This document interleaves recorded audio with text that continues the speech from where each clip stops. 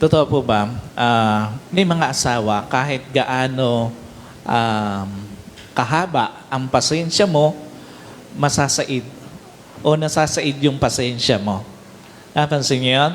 May mga anak, kahit gaano kahaba ang pasensya mo, sasaidin ng mga anak mo. And at the same time, totoo ba may mga kapatid na kahit na anong haba ng pasensya mo, nasasaid yung pasensya mo. Napansin niyo yun? May mga sitwasyon talaga na susubukan ubusin ang pasensya mo sa buhay. Sino po rito na na-experience na yun na talagang na-challenge yung kanyang patience sa maraming mga pagkakataon? Kung hindi yung kanyang asawa, ang nagcha-challenge ng kanyang patience, yung kanyang anak. Kung hindi yung kanyang anak, yung kanyang kapatid. Alam niyo po, ano pinapakita rito? Pansinin nyo, may mga asawa, habang nagpapakabait ka, alam niyo po, susubukan talagang ubusin yung bait mo eh. Napansin niyo yan? May mga anak, yung bang, dun sa mga asawa, pansinin niyo, habang nagpapakabait ka ng husto bilang asawa mo, yung asawa mo naman talagang sinusubukang ubusin yung pasensya mo. Uuwi ng lasing, uuwi ng walang pera, ubus ang pera, mag-o-overtime daw, pero iba yung ino-overtime. Napansin nyo, may mga ganong klase ng asawa na talagang uubusin yung pasensya mo eh. At the same time, may mga anak din naman na habang nagpapakabait ka bilang nanay, susubukan talagang ubusin yung pasensya mo eh. Yung bang mag-aasawa ng wala sa oras, yung bang pag nagkaanak, magbubuhay binata, magbubuhay dalaga, yung talagang mauubos yung pasensya mo bilang nanay. At may mga kapatid naman na habang nagpapakabait ka bilang isang kapatid, talaga namang susubukang ubusin yung pasensya mo. Napansin niyo yun? May mga kapatid na uutangan ka at pag siningil mo, sila pa yung galit pag siningil mo. Totoo ba? May nangyayari yun na may mga kapatid na pagka inutangan ka, pag siningil mo, sila pa yung galit. And at the same time, may mga kapatid na kapag ka ginamit yung mga gamit mo nang walang paalam, pag nasabihan mo, ikaw pa yung sasabihang maramot. Nangyayari ba yon sa loob ng mga pamilya? Na may mga pagkakataon na habang hinahabaan mo yung pasensya mo, pilit namang inuubos ng mga kapamilya mo yung pasensya mo. Alam niyo po, ano pinapakita rito ng Panginoon?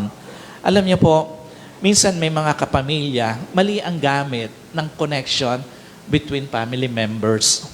Yung bang sa halip na pahalagahan, yung connection dahil magkakapamilya kayo, pahalagahan yung connection bilang mag-asawa, pahalagahan ng connection bilang magmagulang, pahalagahan ng connection bilang magkapatid, may mga miyembro ng pamilya, mali ang gamit ng connection sa pamilya. Kasi nga, tandaan nyo po, yung connection sa loob ng pamilya, ito ay ginagamit para yung relationship sa loob ng pamilya, nabibuild ito gamit yung connection. Hindi naman talaga mabibuild yung relationship within family nang walang connection na matibay sa loob ng pamilya. At yung connection na yon, yun din naman yung nagbibuild ng patience natin eh. Sa ating mga kapamilya eh. Pansinin nyo, ang dami na talagang mga pagkakataon na nasubok yung patience mo, pero at the end of the day, dahil doon sa connection na yon, nananatili kayo na magkasama. Yung asawa mo, dahil sa connection na yon bilang mag-asawa, nananatili kayong magkasama. Despite na may mga pagkakataon na challenge talaga yung patience mo. May mga anak na talagang, sabi nga, dahil na lang talaga doon sa connection ninyo bilang anak mo, kahit na challenge ng gusto, ang iyong patience, nananatili na kasama mo eh. By the way, totoo ba? Wala naman talagang magtsatsaga sa anak na gaya ng pagtsatsaga ng magulang eh. Pansin niya? Walang magtitiis sa anak na gaya ng pagtitiis talaga ng magulang. And at the same time, pansinin nyo, may mga pagkakataon na talagang halos ubus na yung pasensya mo, ubus na talaga yung lahat ng nasa sayo, pero dahil sa anak mo, nananatili yung connection eh. At the same concept, doon sa mga magkakapatid eh. Pansinin niyo? May mga pagkakataon na halos talagang maubos na yung pasensya mo sa kapatid mo, pero dahil kapatid mo, nananatili yung connection na yan. Sino po rito, aminado? May mga pagkakataon na talagang nauubos ng kapatid mo yung challenge mo, yung pasensya mo. China-challenge talaga ng kapatid mo yung iyong pasensya sa buhay. Alam niyo po, sa totoo lang, pansinin niyo, pagka yung asawa mo, pagka yung ilang buong taon na magkasama kayo pero yung mga dapat matutunan bilang asawa, hindi pa rin nagagawa, matcha-challenge talaga yung pasensya mo eh. Napansin niyo? Sa mga asawang babae, pansinin niyo, pagka ang asawang babae, ilang buong taon na kayong magkasama, hindi pa marunong magsaing, hindi pa marunong magluto, hindi pa marunong magligpit, hindi pa marunong mag-ayos ng pamilya, alam niyo po, matcha-challenge ang iyong pasensya bilang asawang lalaki. At sa mga asawang lalaki, pagka ikaw bilang asawang lalaki, na sa habang panahon o mahabang panahon na kayong magkasama, pero hindi mo pa rin nagagampanan ng tama ang pagiging tatay, matcha-challenge o masusubok talaga ng husto ang pasensya ng asawa. Ganon din naman sa mga anak. Alam niyo po, sa totoo lang, pag yung anak mo, yung bang marunong nang manligaw pero hindi pa marunong mag-ayos ng kanyang mga pinaggamitan sa bahay, hindi pa marunong magluto, pag siya yung naiiwan, talaga namang matcha-challenge ang pasensya mo. At sa mga kapatid, sa totoo lang, pagka may kapatid kang palautang, may kapatid kang palasumbat, yung bang siya na yung nangutang, siya pa yung nanunumbat, matcha-challenge ng gusto yung pasensya mo. Napansin niyo yan? Alam niyo po, at pag na-provoke tayo, alam niyo po, naubos yung ating pasensya. Ano resulta nito? Madalas, dumarating yung point na nagkakaroon ng pag-aaway sa pamilya. Sa mag-asawa, sa magulang, sa magkapatid. Madalas, pag nauubos ang ating pasensya, dumarating yung point na kung magagawa nating iwan, iniiwan natin. Pansinin niyo? Alam niyo po, doon sa ilang mga kinounsel ko ng mga mag-asawa na dumating sila doon sa point na nagkaroon talaga ng space between them. Isa sa mga dahilan sa isang parte, ang sinasabi niya, yung bang naubos na yung pasensya niya. At may mga pagkakataon na kapag ka nauubos yung ating pasensya, alam niyo po, dumarating doon sa point na nilalayuan na lang natin yung ating asawa, yung ating anak, yung ating kapatid. Alam niyo po, dumarating yung point sa isang relationship na hindi naman niya dapat kahantungan. Napansin niyo yan? Alam niyo po, pagka nandoon na sa point na yon ang isang relationship within family members, sa mag-asawa, sa magulang, sa magkapatid, nasusugatan ng husto ang relasyon. Pag dumarating na yung pag-aaway, pag dumarating na yung pag-iiwanan, pag dumarating na yung pag-iiwasan, kasi nga, tandaan nyo po, pinakamasakit na makaaway kapamilya mo. Pinakamasakit na mang-iwan sa'yo kapamilya mo. Pinakamasakit na umiwas sa'yo kapatid mo. Totoo pa ba yan? Sino aminado? Nasasaktan pag iniiwasan siya ng asawa niya. At sino pa aminado? Nasasaktan pagka iniiwasan siya ng mga anak niya. At doon sa mga magkakapatid, di ba masakit pagka minsan kayo na lang dalawang magkapatid ang magkasama sa buhay, kayo na lang ang naiiwan sa buhay, mag-iiwasan pa kayo. Di ba malungkot yun? Masakit yun. Alam niyo po, iyon yung resulta kapag inuubos natin ang pasensya ng isang kapamilya sa ating buhay. Now, ang tanong, bakit nga ba maraming tao, maraming mga kapamilya, nabibigo sila na iparamdam yung patience sa kanilang mga mahal sa buhay. Ito man ay kanilang asawa, ito man ay kanilang anak, ito man ay kanilang kapatid. Unang-una, failure to see that the role of patience as strong foundation in any relationship. Alam niyo po, sino naniniwala ang susi talaga para sa pagtatag ng isang relasyon, yung pagkakaroon ng mahabang pasensya sa kapamilya mo.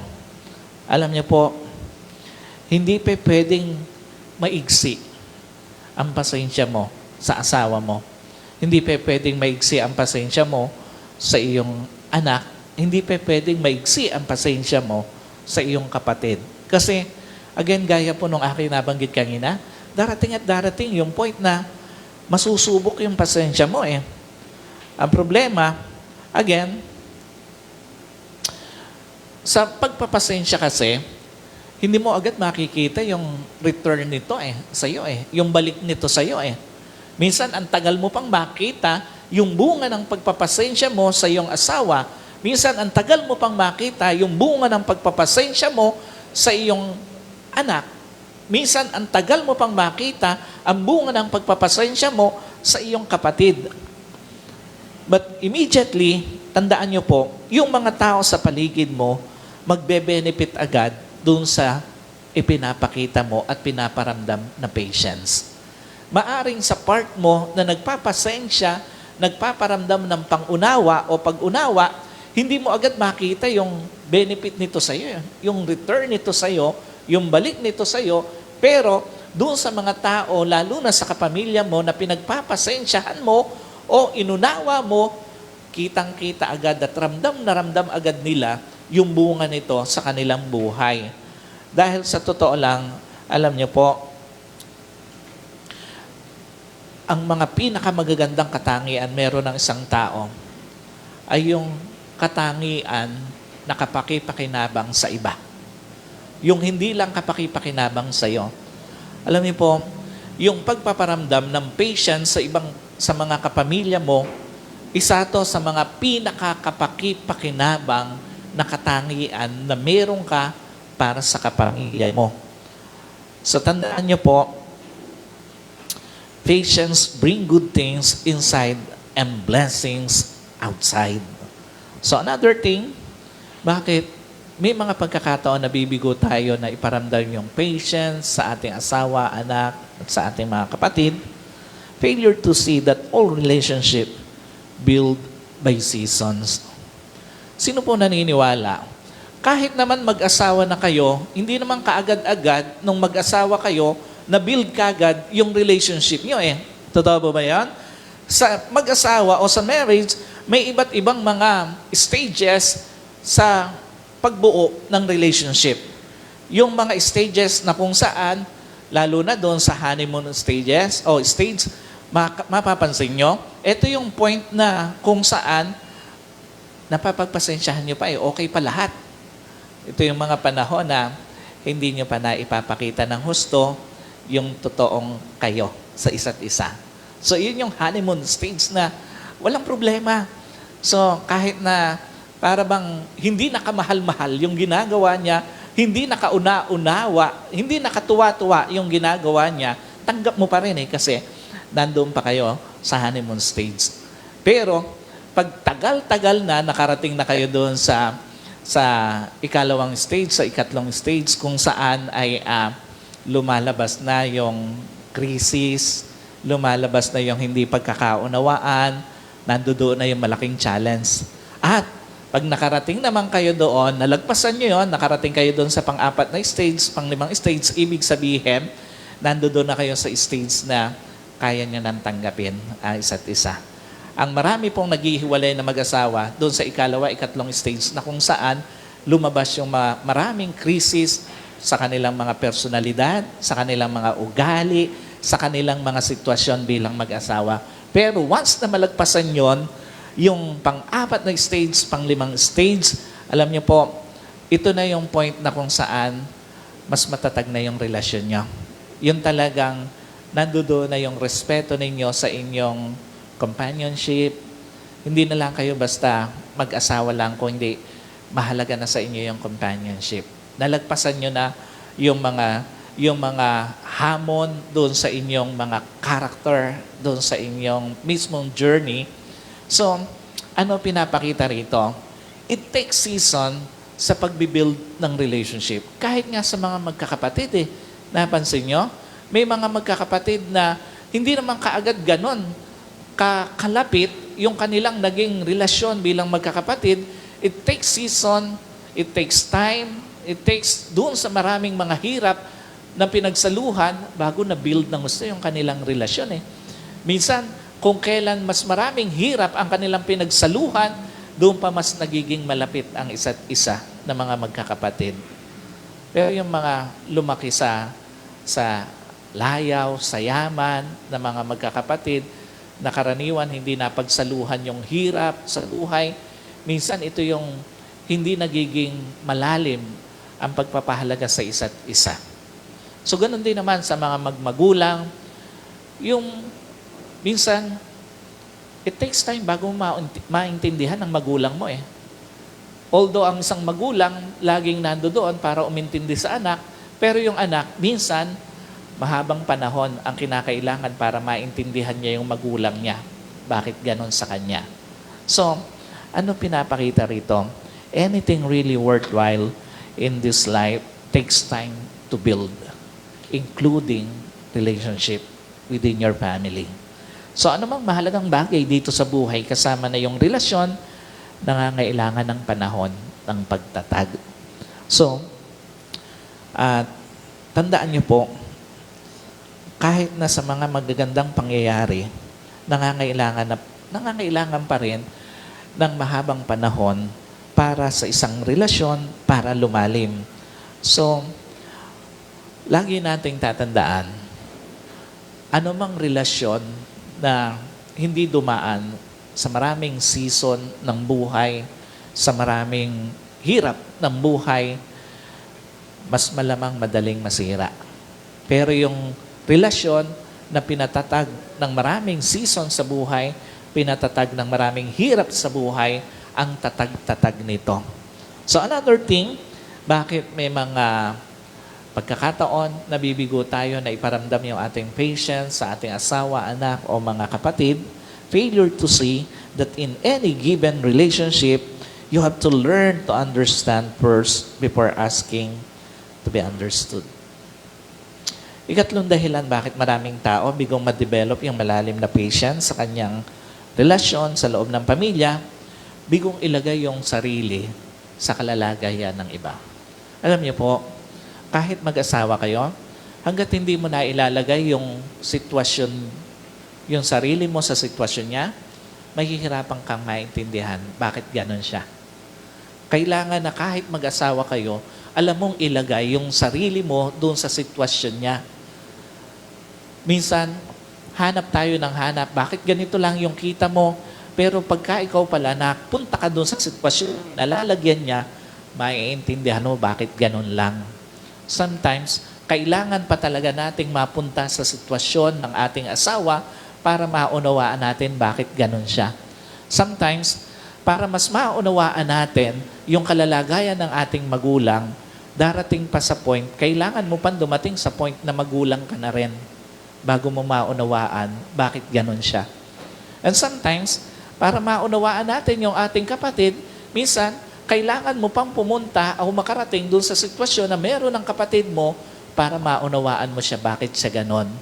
Napaka-importante na alam nating ilagay yung ating sarili sa sitwasyon ng ating mga kapamilya para maunawaan natin siya. Alam niyo po, again, madalas gusto nating lumagay ang iba sa sitwasyon natin, pero minsan nabibigo tayong ilagay yung sarili natin sa sitwasyon nila. So, in other words, hanggat ito, tandaan niyo po, hanggat ito ang attitude mo sa pakikitungo sa iyong kapamilya, malabong lumalim ang relasyon mo sa iyong kapamilya. Asawa mo man yan, anak mo man yan, or kapatid mo man yan. So, every people in a circle or relationship dapat patas na tumatanggap ng maayos na trato. Dapat, hindi pa pwedeng ikaw lang yung iintindihin. Ikaw lang yung uunawain. Dapat marunong ka ring umunawa, marunong ka ring umintindi sa sino mang miyembro ng pamilya mo na nangangailangan ng pasensya mo. At another thing, alam niyo po, ano yung gustong ipakita rito sa atin ng Panginoon? malabo mong maunawa ng iba hanggat hindi mo alam kung paano kanila inuunawa. Kailangan makita mo rin na yung asawa mo, inunawa ka rin niya eh. Yung magulang mo, kailangan mo makita na inunawa ka rin niya eh. At yung kapatid mo. Now, the question is, paano ba maging mas mapagpasensya sa mga miyembro ng ating pamilya?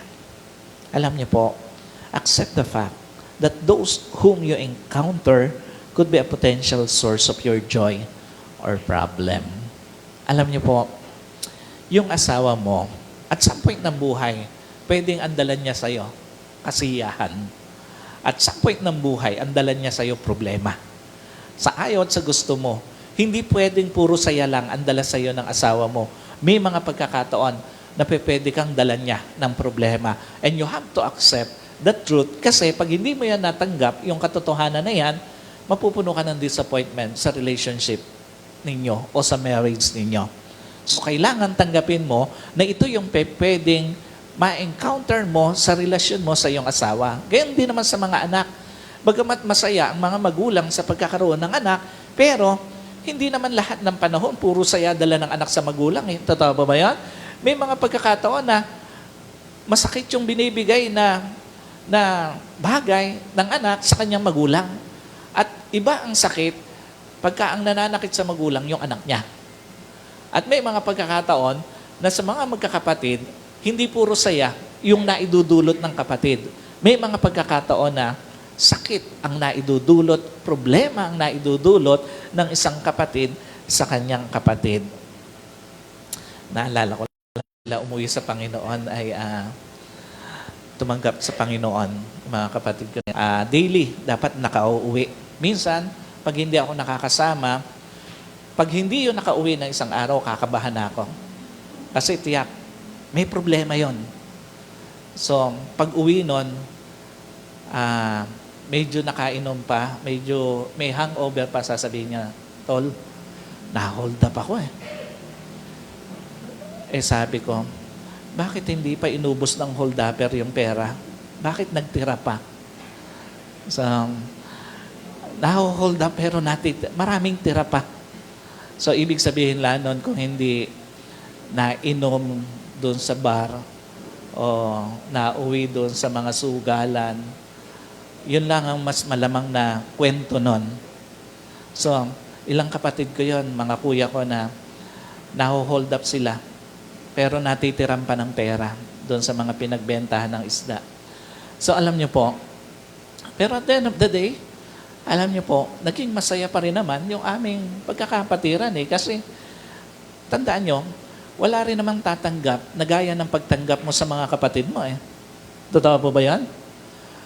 Si Bok, walang tatanggap kay Aljo na gaya ng pagtanggap mo eh. Vice versa. Ganon din naman eh. Di ba? Doon kilali. Walang tatanggap sa inyong magkakapatid na gaya ng pagtatanggapan nyo sa isa't isa eh. At ganon din sa mga mag-asawa. Wala rin namang magtatanggapan na gaya ng pagtanggap nyo sa isa't isa kung hindi yung asawa mo. Ganon din sa mga anak mo. Di ba? Alam niyo po, we need to accept na hindi lahat ng pagkakataon saya yung dadaling sa'yo ng kapamilya mo. Hindi lahat ng pagkakataon mabuti. May mga pagkakataon, lungkot, problema, ang dala sa'yo. So, again, some are source of our joy and some are source of our problem. Pero tandaan niyo po, once na nagdesisyon kang mag-develop ng relasyon sa isang tao, package deal na yon. Na minsan, pasasayahin ka ng asawa mo. Minsan, palulungkutin ka niya.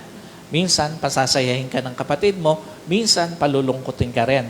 Ganon din sa iyong mga anak. Minsan, pasasayahin ka ng anak mo. At minsan, palulungkutin ka niya. Iyon yung reality sa relasyon natin sa loob ng ating pamilya. So, may time na mapapatawa ka niya at may time naman na mapapaiyak ka niya. So, it's a package deal. You cannot choose the good stuff and reject the bad one. Kailangan mong tanggapin lahat yon mula sa iyong kapamilya. Lahat tayo, kasi ito po ang reality. Lahat ng tao may kahinaan. Lahat ng tao may kalakasan din naman. So, kailangan natin tanggapin na lahat ng yon nandoon sa mga kapamilya natin. So, yung grace na gusto mong tanggapin dahil sa mga shortcomings mo, ibigay mo rin sa kanila. Yung patience na gusto mong tanggapin, ibigay mo rin sa kanila. So, in every good relationship, there's a time to laugh and a time to cry para ma-build siya.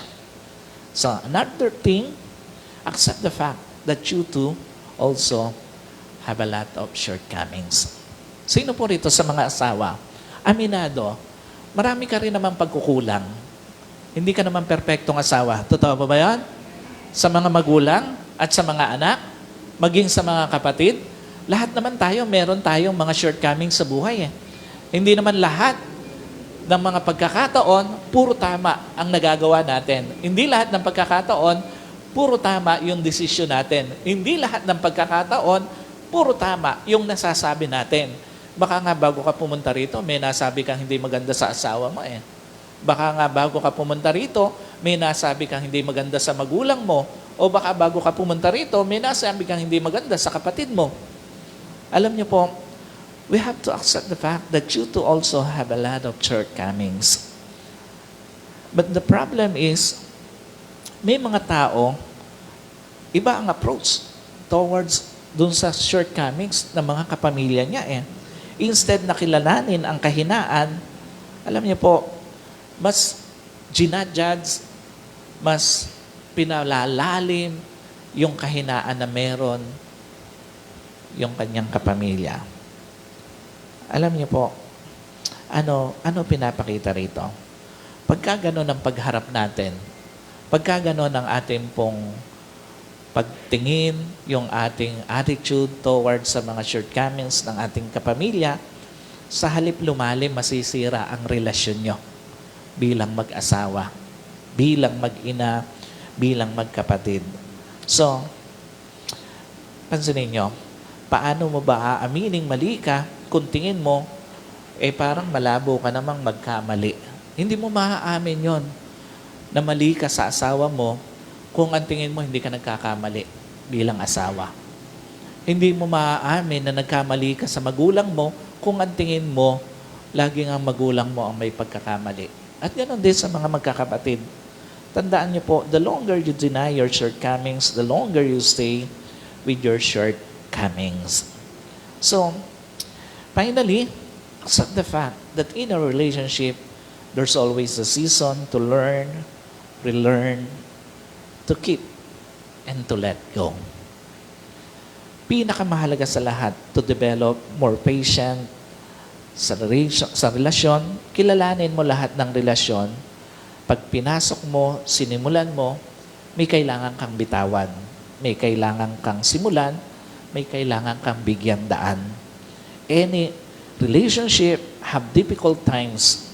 Wala pong relasyon. Sa mga mag-asawa, dadaan talaga sa difficult times ang pagsasama. Sa mga magmagulang, dadaan talaga doon sa difficult times yung relasyon. At sa mga magkakapatid, dadaan talaga. Walang relasyon ang hindi dumaan sa pagsubok at mahihirap na sandali. At sobrang importante na pag alam mong dumaraan ang relasyon mo sa pagsubok, sa mahirap na pagkakataon, tanungin mo agad ang sarili mo. Ano kailangan kong bitawan to make and stay our relationship strong? Bilang mag-asawa, pag dumadaan sa pagsubok ang inyong relasyon, tanungin mo na kagad ang sarili mo. Ano yung kailangan kong bitawan para mas tumatag yung relasyon namin? Yung bang pagdududa, yung bang pagbabaliwala, yung bang pagiging makasarili? Ano ang kailangan mong bitawan to make and stay your relationship strong? Simulan mo bang dapat makinig? Simulan mo bang dapat magpakumbaba? O kailangan mong simulang tumanggap ng pagkakamali? At higit sa lahat, ano ba kailangan mong bigyan daan para sa pagtatag ng relasyon mo?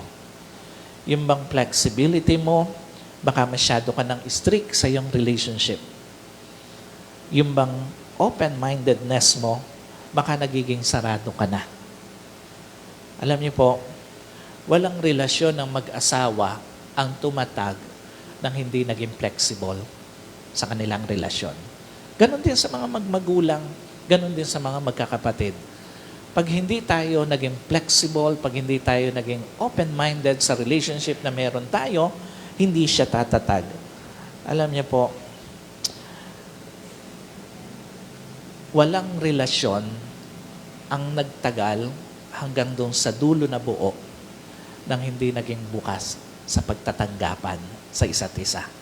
Sa kahinaan, sa kalakasan, lalo na sa panahon ng problema at pagsubok. So church, kumusta po yung lalim ng presensya mo o ng pasensya mo sa mga taong niloob ng Diyos na maging bahagi ng journey mo? Sinisikap mo bang ma-develop yung iyong katangian ng pagiging mapagpasensya para sa iyong asawa? Bilang asawa, sinisikap mo ba na ma-develop sa iyo yung malalim na patience para sa relasyon niyong mag-asawa?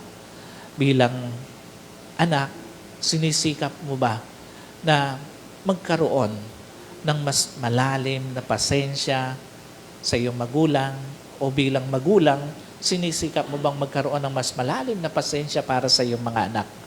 At sa mga magkakapatid, sinisikap mo ba na magkaroon ng mas malalim na pasensya para sa iyong kapatid? Malinaw ba sa iyo na hindi namamadali ang paglalim ng relasyon kahit na pamilya mo pa yan? At nailalagay mo ba yung sarili mo sa sitwasyon ng iyong kapamilya? Ikaw bilang asawa, ikaw bilang anak, ikaw bilang kapatid. Again, sa relasyon, hindi nawawala yung saya, yung lungkot. Sa relasyon, may pasensyahan o may pagpapasensyahan ka at may magpapasensya din naman sa iyo. Sa relasyon, may bibitawan ka, may sisimulan ka, at may bibigyang daang ka. Take good care of those who take good care of you. Kalingain mo yung mga taong kinakalinga ka. Lalo na doon sa panahong tila nakakapagod ka ng kalingain, pero hindi ka sinukuan. Unawain mo yung mga umunawa sa'yo, lalo na doon sa panahong tila nakakapagod ka ng unawain, pero hindi ka sinukuan. Samahan mo yung mga sumama sa'yo, lalo na sa panahong tila nakakapagod ka ng samahan, pero hindi ka sinukuan. Tandaan niyo po, 2,000 years ago, through the finished work of Christ in the Calvary, hindi ka lang tinubos ng Panginoon sa kasalanan. Hindi ka lang niya tinubos sa kaparusahan sa impyerno. Hindi ka lang niya tinubos sa buhay na walang hanggan. Biniyayaan ka rin niya ng kakayanan to imitate His characters. Yung character niya na puno ng humbleness kahit pa sa harap ng mga taong tila hindi naman deserve tumanggap ng humbleness niya. Yung character niya na puno ng gentleness kahit pa sa harap ng mga taong tila hindi naman deserve tumanggap ng gentleness niya. At yung character niya na puno ng patience kahit pa sa harap ng mga taong tila hindi naman deserve tumanggap ng patience niya. Gaya po ng sinasabi sa Ephesians chapter 4 verse 2, be completely humble and gentle. Be patient, bearing one another in love. Lagi mong piliin, hindi lang pagpasensyahan, kundi mahalin yung asawang binigay ng Diyos sa iyo. Lagi mong piliin, hindi lang pagpasensyahan, kung hindi mahalin yung magulang at yung anak na binigay ng Diyos sa iyo. At lagi mong piliin, huwag lang pagpasensyahan, kundi mahalin yung kapatid na binigay ng Diyos sa iyo. Because whether you like it or not, yung season na magkakasama kayo will come to its end. At bago pa dumating yung panahon na hindi na kayo magkakasama, naiparamdam mo na yung pagiging mabuting asawa, pagiging mabuting magulang o anak, pagiging mabuting kapatid. Para at the end of the day, na inaalala mo na lang siya, wala na siya sa tabi mo, masasabi mo na, naging mabuti ka na asawa, naging mabuti ka na anak, naging mabuti kang magulang, at naging mabuti kang kapatid sa kanya. Again, be completely humble and gentle, be patient, bearing one another in love. Let us pray. Panginoon, sa hapong to, binabalik ko po sa iyo ang pinakamataas na papuri, pagluwalhati at pagsamba. Salamat sa paalala mo sa amin na lagi namin piliin yung mga taong binigay mo sa amin. Huwag lang namin pagpasensyahan, kundi piliin namin, mahalin namin, samahan namin hanggang sa dulo ng journey na pinagkatiwala mo sa amin. Salamat po. Ito po mga aking dalangin sa pangalan ng aming Panginoon Jesus. Amen and Amen.